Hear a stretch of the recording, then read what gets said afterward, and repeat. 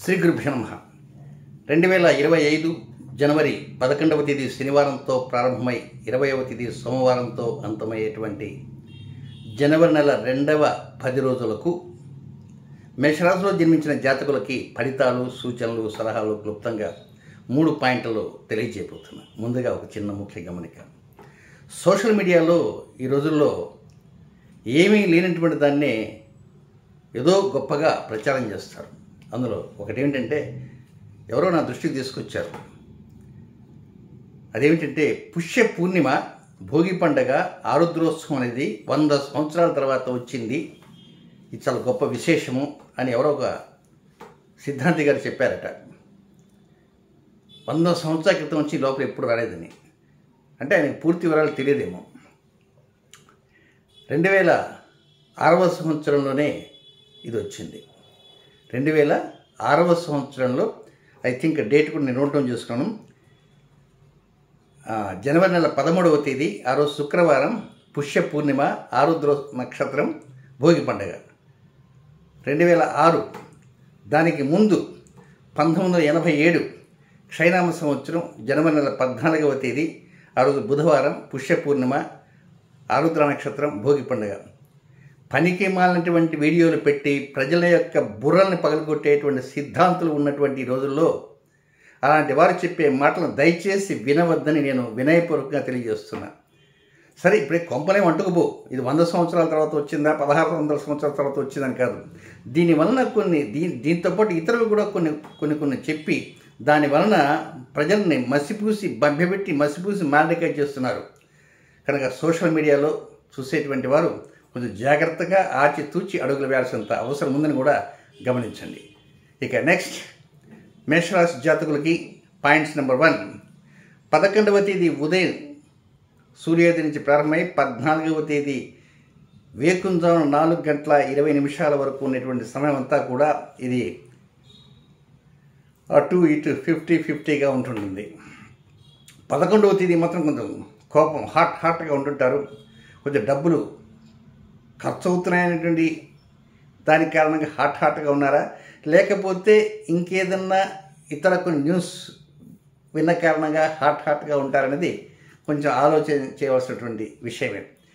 ఇక 2వ తేదీ 3వ తేదీ 12వ తేదీ 13వ తేదీ 14వ తేదీ వేకుంజాము దాకా ఉన్నటువంటి విషయాలు కనుక ఆలోచన చేస్తే తోబుట్టులతో సరదాగా ఉంటారు. కేవలం 11వ తేదీ మాత్రమే కొంచెం హాట్గా ఉంటారు.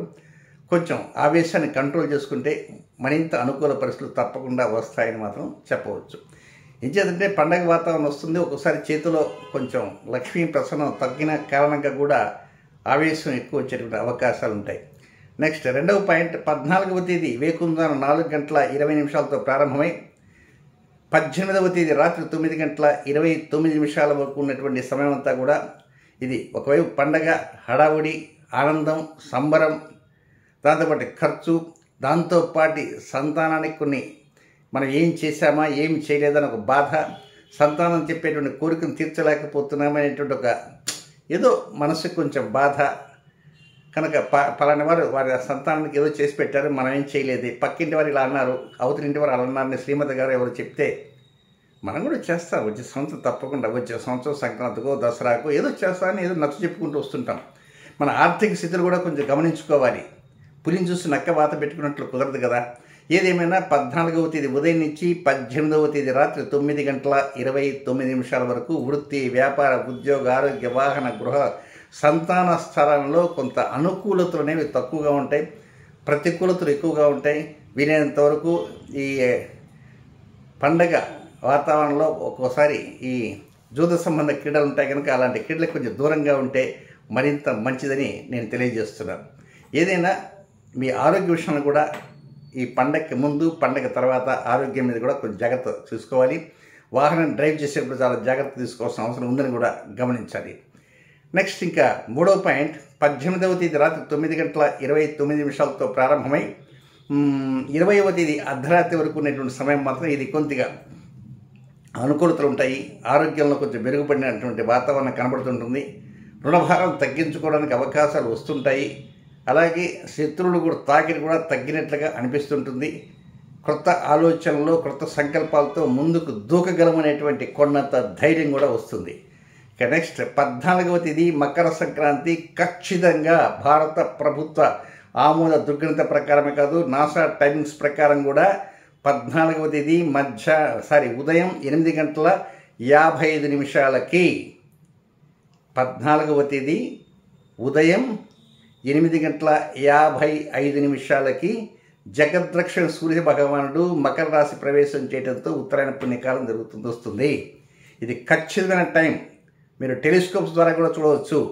ఈ పూర్వగణిత పంచాంగం నమ్ముకొని నెత్తిని నిప్పులు పోసుకున్న వాళ్ళు కూడా చాలా ఉన్నారు. దయచేసి పూర్వగణిత పంచాంగాలు, దేవస్థాన పంచాంగాల వైపు చూడకుండా ఉంటే మీ జీవితాలు సుసంపన్నంగా ఉంటాయని మరొకసారి తెలియజేస్తున్నాను. ఇక ఈ 14వ తేదీ ఉదయం 8:55 నుంచి ఈ మకర సంక్రాంతి పుణ్యకాలం ప్రారంభమవుతుంది. ఇక మేషరాశిలో జన్మించినటువంటి అశ్విని నక్షత్ర జాతకులకి 13వ తేదీ సోమవారం ఉదయం 10:38 ప్రారంభమై 14వ తేదీ మంగళవారం ఉదయం 10:17 వరకు అది వారికి అనుకూలమైన సమయం కాదు. అయినప్పటికీ కూడా క్రొత్త కార్యక్రమాల వైపు మొగ్గు చూపకుండా నిత్య దినచర్యలు ఏవైతే ఉంటాయో రొటీన్ కార్యక్రమాలు చేసుకోవచ్చు.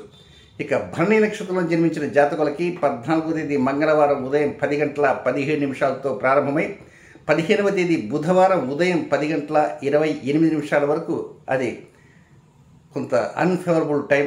రొటీన్ కార్యక్రమం మాత్రం చక్కగా చేసుకోవచ్చు. ఇక కృత్తికా నక్షత్ర మొదటి పాదంలో జన్మించిన జాతకులకి 15వ తేదీ బుధవారం ఉదయం 10:28 నుంచి 16వ తేదీ గురువారం మధ్యాహ్నం 11:16 వరకు వారికి ఈ సమయం కొంచెం అసౌకర్యంగా ఉంటుంది, అనుకూలంగా ఉండదు. వ్యతిరేకతలతో ఎక్కువ లేకపోయినప్పటికీ క్రొత్త కార్యక్రమాలకు శ్రీకారం చుట్టకుండా రొటీన్ కార్యక్రమాలు మాత్రమే చేసుకునే ప్రయత్నం చేయండి. ఇక నెక్స్ట్ అన్నిటికంటే ముఖ్య గమనిక మరొకసారి చెప్తాను. మకర సంక్రాంతి పుణ్యకాలము 14వ తేదీ ఉదయం 8:55 అంటే ఆ సూర్య భగవానుడు మకర రాశిలోకి ప్రవేశం చేస్తాడు. ఇది ఖచ్చితమైనటువంటి సమయం. ఇంకా అక్కడి నుంచి మనం సాయంత్రం వరకు చక్కగా పుణ్యకాలం అంతా కూడా ఉంటుంది. ఇక తర్పణ కార్యక్రమాన్ని కూడా ఆచరించవచ్చు. శుభం.